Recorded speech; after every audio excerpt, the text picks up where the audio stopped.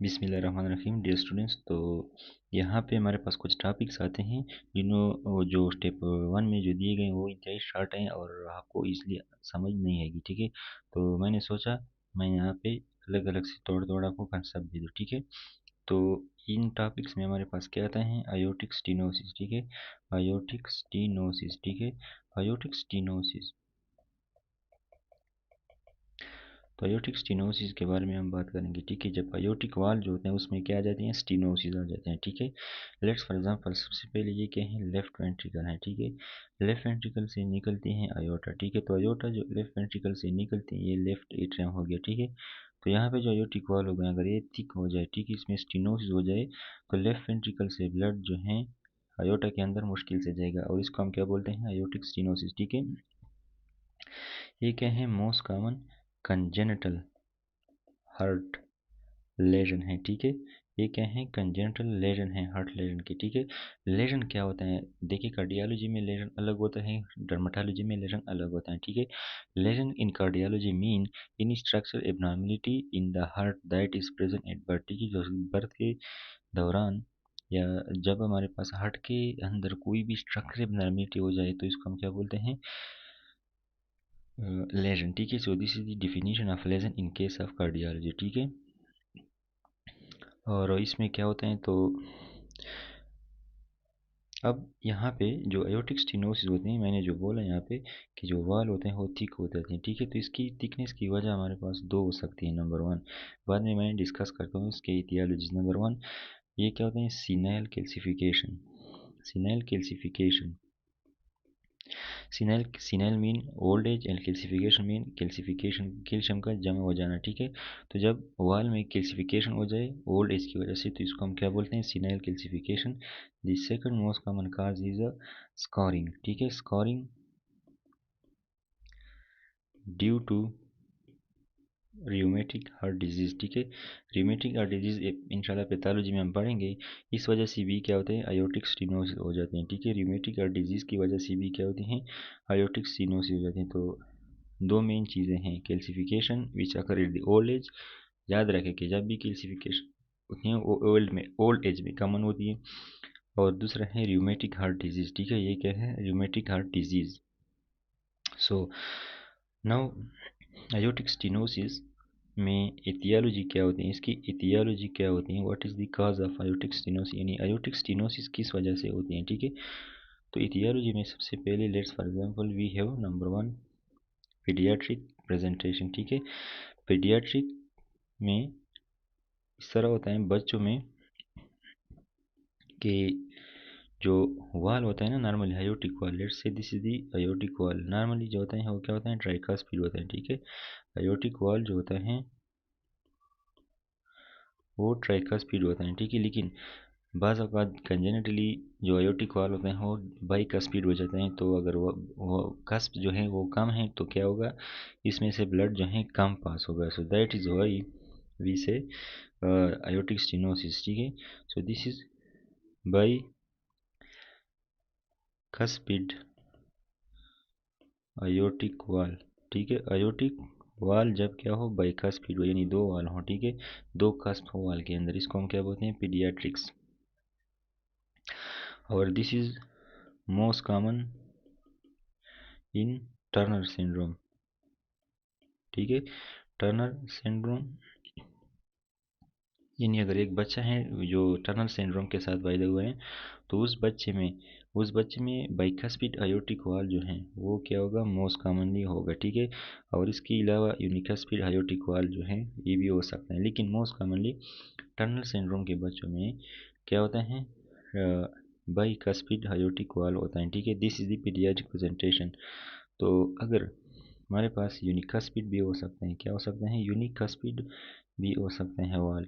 और this is more dangerous. ठीक है, सबसे ज़्यादा खतरनाक जो हैं ये हैं। ठीक है, डैमेजिंग मतलब या डेंजरस हैं। ठीक है, सबसे ज़्यादा खतरनाक जो हैं वो क्या हैं? यूनिकास्पिड हैं, क्योंकि इसमें जो है एक कस्प होता है और ये मज़ीद जो है ब्लड को रोकता है एज़ कम्पेयर टू बाइकास्पिड। ठीक है, तो ये पीरियडिक प्रेजेंटेशन हो गया, ठीक है। इसके बाद क्या है, सीनाइल प्रेजेंटेशन, यानी ओल्ड एज में क्या होता है, ठीक है। In old age what is happening actually. Number 2, old age, senile presentation. Senile presentation में क्या होता है, मैंने क्या बोला कि इसमें क्या होगा, most commonly there will be calcification, ठीक है। So there will be degenerative calcification, degenerative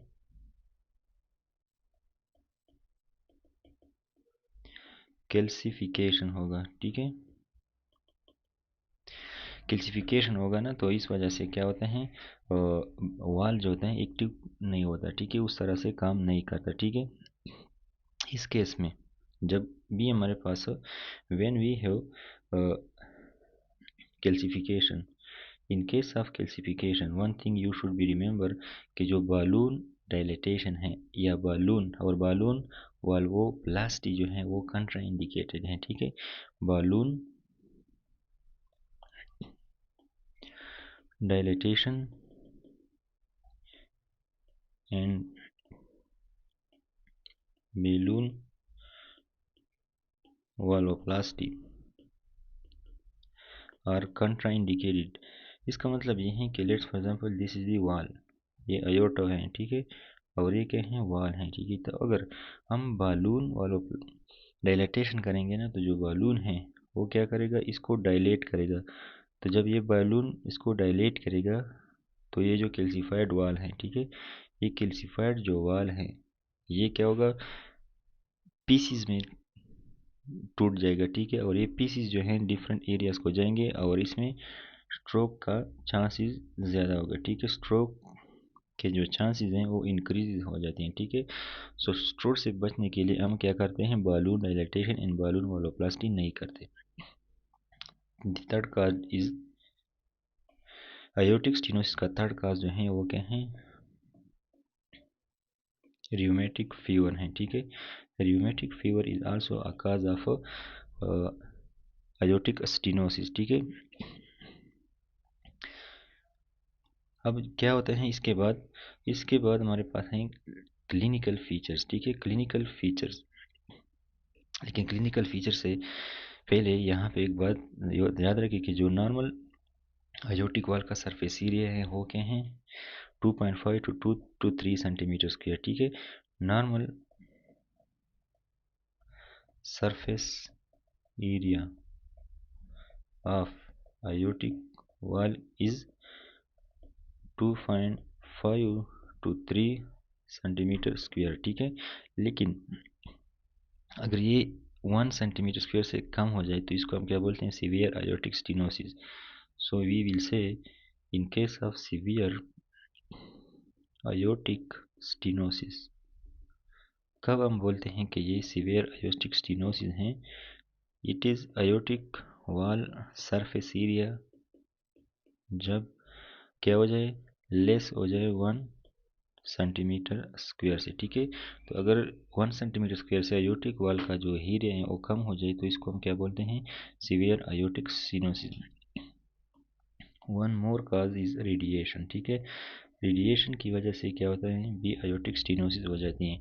जैसे कि अगर हम चेस्ट रेडियोथेरेपी करते हैं, ठीक है, तो इस वजह से भी क्या होता है, जो अयोटिक स्टेनोसिस हैं वो हो जाती हैं। चेस्ट के लिए हम करते हैं रेडिएशन, लेकिन हो जाती हैं अयोटिक स्टेनोसिस। इसके बाद जो है हमारे पास क्या है, क्लिनिकल फीचर। तो क्लिनिकल फीचर में क्या हम पढ़ेंगे, ठीक है, we will talk about the clinical feature. So clinical feature of aortic stenosis, तो क्लिनिकल फीचर में हम क्या करते हैं, वी मेनली स्टडी 3 थिंग्स, ठीक है। तो 3 चीज़ें हम पढ़ते हैं मेनली, और वो 3 चीज़ें जो हैं कि इसको हम बोलते हैं triad of AS. AS mean aortic stenosis. तो अयोटिक स्टेनोसिस का ट्रायड जो है हम पढ़ेंगे, ठीक है। We will discuss the triad of aortic stenosis which is S A D, जो क्या है, S A D, which is S A N D. S A और D is the triad of aortic stenosis. इसका मतलब क्या है, syncope है। ए का मतलब क्या है, एंजाइना है, ठीक है। और डी का मतलब क्या है, डिस्पनिया है, ठीक है। This is the triad of aortic stenosis. ये जो सिनकोप होगा, this will be on exertion, syncope will be on exertion. और जो एंजाइना होगा वो किस वजह से होगा, लेफ्ट वेंट्रिकुलर हाइपरट्रॉफी की वजह से होगा। लेफ्ट वेंट्रिकुलर हाइपरट्रॉफी इसलिए हो जाती है क्योंकि लेफ्ट वेंट्रिकल जब अयोटा के अंदर ब्लड पंप करता है तो स्टेनोसिस की वजह से इसको ज़्यादा काम की ज़रूरत होती है, इस वजह से इसकी एक्टिविटी बढ़ जाती है, तो इस वजह से लेफ्ट वेंट्रिकल की हाइपरट्रॉफी हो जाती है। और जो डिस्पनिया है, डिस्पनिया इस वजह से होता है कि लेफ्ट वेंट्रिकल का वॉल्यूम बढ़ जाता है। वॉल्यूम इसलिए बढ़ता है कि ब्लड पंपिंग कम होती है, तो पीछे से वॉल्यूम बढ़ जाता है, ठीक है। और इन डायस्टोलिक प्रेशर बढ़ जाता है, तो जब प्रेशर बढ़ जाता है तो लंग के अंदर पीछे से जो है वो ब्लड जो है रह जाते हैं, और इस वजह से फिर इडीमा भी हो जाते हैं, ठीक है। और डिस्पनिया जो है इसकी वजह से हो जाते हैं, पल्मोनरी इडीमा विल अकर। ये हमारे पास क्या है, क्लिनिकल फीचर। अब इसके अगर हम एग्जामिनेशन करें, ऑन एग्जामिनेशन, ओ ई का मतलब ऑन एग्जामिनेशन, हमारे पास क्या आएगा, ठीक है। पल्सस, पारोस,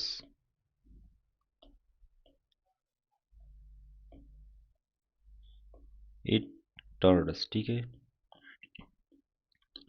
ये हमारे पास क्या होगा, पल्स आएगा, ठीक है। This will be the pulse that will be present. तो ये एक पल्स है, किस तरह है, स्लो राइज पल्स। यानी जो पल्स होता है ना ब्लड वेसल के अंदर जो प्रेशर रिप्रेजेंट करता है, वो क्या होगा, स्लो राइज पल्स होगा, स्लो राइज पल्स। यानी इनिशियली स्लो होगा विद डिलेड पीक, ठीक है। तो ये पल्स ऐसा पल्स होता है जो स्लो होता है, जो इसका राइज जो होता है, जिसका पीक होता है वो डिले होता है, ठीक है। तो ये एक हमारे पास फाइंडिंग है aortic stenosis में, ठीक है। another finding in the aortic stenosis is anacrotic shudder, anacrotic shudder which is also we can say carotid thrill। तो ये क्या होता है, जब विलासिटी बढ़ती है ना aortic stenosis कैसे, तो इस वजह से ये प्रोड्यूस होता है। This is due to increase in ejection velocity, ठीक है, डायमीटर कम हो जाता है। तो इसका मतलब ये है कि कैरोटिड थ्रिल जो कैरोटिड आर्टरी में हम फील करते सकते हैं, इसमें होता है कि लेट से this is aortic stenotic area और ये है लेफ्ट वेंट्रिकल, ठीक है।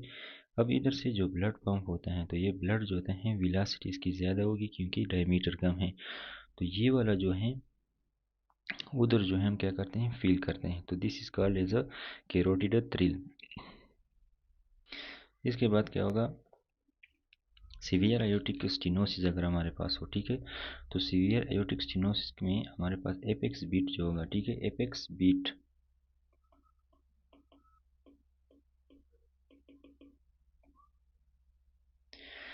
ये जो एपेक्स बीट है सीवियर हाइयोटिक स्टेनोसिस के केस में, वो क्या होगा, डिस्प्लेस्ड होगा, ठीक है। लेट्स फॉर एग्जांपल यहाँ पे एपेक्स बीट है, लेकिन इस केस में क्या होगा, ये लेफ्ट साइड पे जाएगा और थोड़ा नीचे जाएगा, ठीक है, क्योंकि लेफ्ट वेंट्रिकल की हाइपरट्रॉफी हो जाती है। जब लेफ्ट वेंट्रिकल की हाइपरट्रॉफी हो जाती है तो apex beat will be disturb, और इसको हम कहेंगे डबल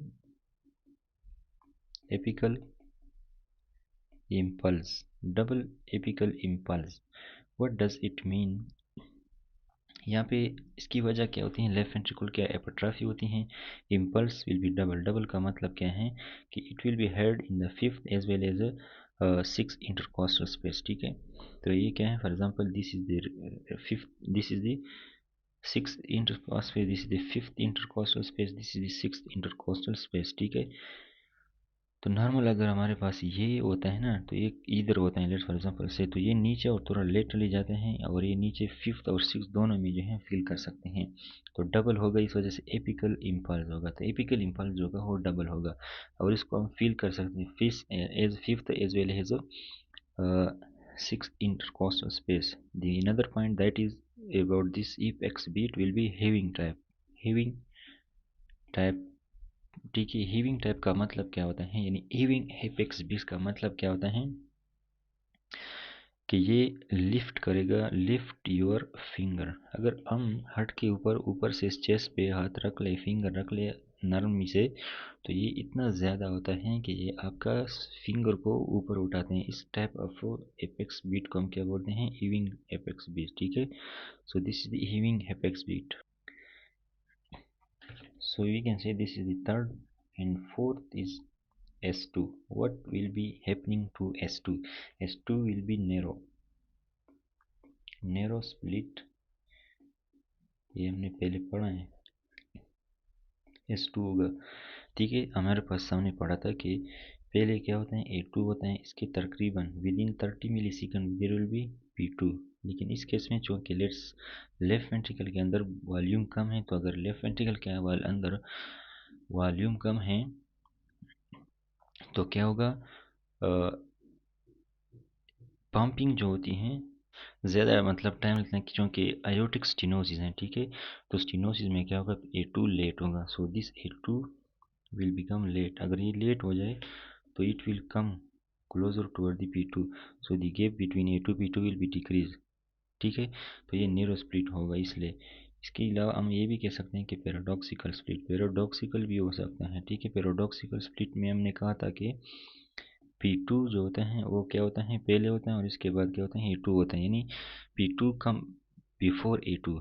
इसका मतलब मीन पल्मोनरी वाल हैज़ क्लोज्ड ऑन टाइम, ठीक है। पल्मोनरी वाल तो क्लोज हो गए टाइम पे, ठीक है, लेकिन आयोटिक वाल जो होता है वो लेट क्लोज होता है, ठीक है। तो इस वजह से क्या होता है? A2 जो है P2 के बाद में आता है, ठीक है। इसके बाद हमारे पास क्या है? S4। What will happen to S4? S4 will also be positive, mean present. S4 भी क्या होगा? प्रेजेंट होगा, ठीक है। S4 प्रेजेंट होगा, ठीक है।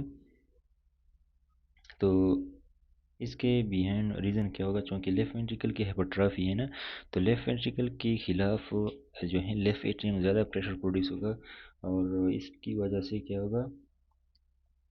लेफ्ट वेंट्रिकल की क्या है? हाइपरट्रॉफी है, ठीक है। तो लेफ्ट एट्रियल की प्रेशर क्या होगी? ज़्यादा होगी, और इस वजह से जो है S4 जो है वो पॉजिटिव होगा। सो S4 विल बी प्रोड्यूस। तो ये क्या है?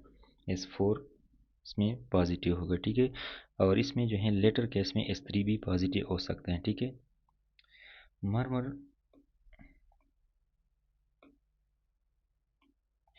तो इसमें जो मरमर होगा वो क्या होगा? इजेक्शन सिस्टोलिक मरमर होगा, ठीक है। इजेक्शन सिस्टोलिक मरमर होगा। और एक किस टाइप, इसको हम क्या बोलते हैं? Crescendo decrescendo murmur. इसको हम क्रिसेंडो डी क्रिसेंडो मरमर भी बोलते हैं। इसका क्या मतलब होता है? Let's for example this is the left ventricle, this is aortic valve, this is the aorta, ठीक है। ये है left vent atrium, this is the left atrium, this is the left ventricle. तो जब इधर से लेफ्ट वेंट्रिकल जब contract होता है तो मिट्रल और ट्राइकस्पिड क्लोज हो जाते हैं, और इस वजह से S2 प्रोड्यूस होता है, सॉरी S1 प्रोड्यूस होता है, ठीक है। S1 प्रोड्यूस होता है, ठीक है ना। और अब अयोटिक वॉल से जब हम ब्लड को पंप करते हैं अयोटा के अंदर, तो यहाँ पे जो कि थिकनेस है ना, स्टेनोसिस है, तो इस वजह से इजेक्शन के दौरान, सिस्टोल के दौरान इजेक्शन जो होते हैं मरमर प्रोड्यूस होते हैं। तो इसको हम कहते हैं इजेक्शन, क्योंकि ये यहाँ पे अयोटिक वाल से ब्लड इजेक्ट किए गए हैं। इसके बाद सिस्टोलिक मरमर इसको बोलते हैं, इसलिए क्योंकि यहाँ पे सिस्टोल हुए हैं, और मरमर इसलिए बोलते हैं कि ये abnormal sound. So that is why we called ejection systolic murmur. The murmur या abnormal sound that is produced, that is ejected, that is produced with ejection of the blood during the systole। इसको हम crescendo decrescendo मरमर भी कहते हैं। Crescendo decrescendo murmur. इसका मतलब क्या है? क्रिसेंडो का मतलब ये है increasing initially, decrescending then decreasing initially later. तो इसका मतलब ये है। तो लेट्स यहाँ पे अगर ये मीटर वाल क्लोज हो जाएगी तो S1 प्रोड्यूस होगा। S1 के बाद क्या होगा? ये साउंड प्रोड्यूस होगा, क्रिसेंडो डिक्रिसेंडो मरमर, ठीक है। तो ये for example this is the graph for earth sound. यहाँ पे अगर हमारे पास S1 प्रोड्यूस होगा, ठीक है, मिट्रल और ट्राइकस्पिड वाल क्लोज हो गया, इसके बाद क्रिसेंडो डी क्रिसेंडो मरमर, ये हैं क्रिसेंडो जो ऊपर जाता है, और ये जो हैं नीचे आते हैं डी क्रिसेंडो, और इसके बाद S2 प्रोड्यूस होगा, ठीक है। केस में S4 भी पॉजिटिव होगा। तो ये जो क्रेसेंडो हैं या डिक्रेसेंडो मर्मर होता है, मतलब ये होता है कि ये जो है इनिशियली इंक्रीज होता है सिस्टोल के दौरान और फिर क्या होता है डिक्रीज होता है। This is the crescendo decrescendo murmur, ठीक है। And we will say that ejection systolic murmur will be present. So this is the murmur present in Warrior. Another thing is the which we discussed is carotid thrill. Carotid thrill होगा, ठीक है, याद रखें। तो मैंने कहा कि जो अयोटिक स्टेनोसिस का जो साउंड है एबनॉर्मल मर्मर है वो क्या होता है अयोटिक आर्टरी में रेडिएट होता है और इसको हम क्या बोलते हैं कैरोटिड थ्रिल। सो अयोटिक स्टेनोसिस का जो मर्मर है रेडिएट हो जाते हैं टू कैरोटिड आर्टरी, ठीक है। अयोटिक स्टेनोसिस का जो मर्मर है this murmur radiate to carotid artery and this is known as carotid thrill. इसको क्या बोलते हैं कैरोटिड थ्रिल बोलते हैं, ठीक। इसके बाद अगर हम इस अयोटिक स्टेनोसिस की ईसीजी कर ले, on ECG we will see deep S wave in lead V1, very tall wave in lead V5। अगर अब ये समझ नहीं आ रहा तो हम ईसीजी में ये पढ़ेंगे, ठीक है। तो ये हमारे पास क्या होगा, ठीक है। और इसकी वजह क्या है लेफ्ट वेंट्रिकुलर हाइपरट्रॉफी, ये जनरली लेफ्ट वेंट्रिकुलर हाइपरट्रॉफी में होता है, ठीक है। इसके अलावा ये तो एक पॉइंट हो गया, इसके अलावा क्या होगा there will be T wave inversion, ठीक है। T wave inversion will be present in V5 and V6. If you don't understand we will discuss inshallah later in ECG. Now if we do checks X-ray, CXR mean checks X-ray, so यहाँ पे left ventricle की hypertrophy हुई है, ठीक है। तो अगर left ventricle की हाइपरट्रॉफी हुई है तो इसका मतलब क्या होता है हार्ट का जो है साइज क्या है इंक्रीज है, ठीक है। हार्ट का साइज इंक्रीज है तो इसका मतलब क्या है कि कार्डियोथोरेसिक रेशो क्या है सीटी रेशो क्या है इंक्रीज है। Let's say this is the chest और इसके अंदर क्या है एक हार्ट है, तो हार्ट का जो साइज है और जो चेस्ट का जो साइज है इसके दरमियान जो रेशो है वो क्या होगा इंक्रीज होगा क्योंकि हार्ट जो है वो इंक्रीज है साइज में, ठीक है। इसके अलावा हम इको भी कर सकते हैं, we can also do echo. Echo में क्या करते हैं वॉल की morphology to see valve morphology, ठीक है। वॉल के शक्ल को देखने के लिए हम क्या करते हैं इकोकार्डियोग्राफी भी करते हैं, ठीक है। इम्पॉर्टेंट पॉइंट, अगर वॉल्वुलर कैल्सिफिकेशन है, ठीक है, अगर वॉल के अंदर कैल्सिफिकेशन है स्टेनोसिस नहीं है तो what is the investigation of choice in valvular calcification, investigation of choice will be what CT chest, ठीक है। CT chest will be the investigation of choice to see in a valvular calcification in the CT chest, ठीक है। In adults this is done in adults, ये क्या करते हैं adults में। In children, children में हम क्या करते हैं in children we prefer echo but thoracic, ठीक है। Trans thoracic echocardiography, we can also say transthoraco echocardiography is preferred in the children in case of valvular calcification, ठीक है।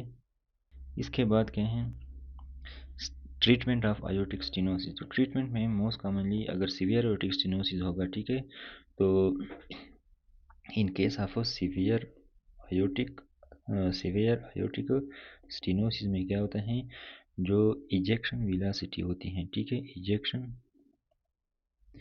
वेलोसिटी वो क्या होती हैं दिस इज मोर देन 4, ठीक है, मोर देन 4 मीटर पर सेकेंड, ठीक है। Ejection velocity is more than 4, जो डायमीटर होते हैं वो क्या होता है, it is less than 1 centimetre square. और जो डिफरेंस ऑफ प्रेशर होता है वो क्या होता है, प्रेशर डिफरेंस जो होता है between iota and left ventricle, it is more than 40। ठीक है, तो प्रेशर डिफरेंस जो होते हैं वो क्या होते हैं, 40 से ज़्यादा होता है। ठीक है, 40 से ज़्यादा होता है, तो इसको हम क्या बोलते हैं, आयोटिक स्टेनोसिस सीवियर टाइप। तो इसकी ट्रीटमेंट में हम मेनली सर्जरी करते हैं। ठीक है, mainly we do surgery and that is transcatheter aortic valve replacement. Transcatheter aortic valve replacement. ठीक है ना, तो हम इसमें मोस्ट कॉमनली क्या करते हैं, ट्रीटमेंट करते हैं सर्जरी, क्योंकि ये एक ऐसा कंडीशन है जो ड्रग के साथ हम ठीक नहीं कर सकते। ठीक है, तो ये हमारे पास हो गया आयोटिक स्टेनोसिस। आयोटिक स्टेनोसिस, ठीक है, तो आई होप आपको ये अंडरस्टैंड आया होगा। ठीक है, आयोटिक स्टेनोसिस में ये सब कुछ जो है हमारे पास होता है।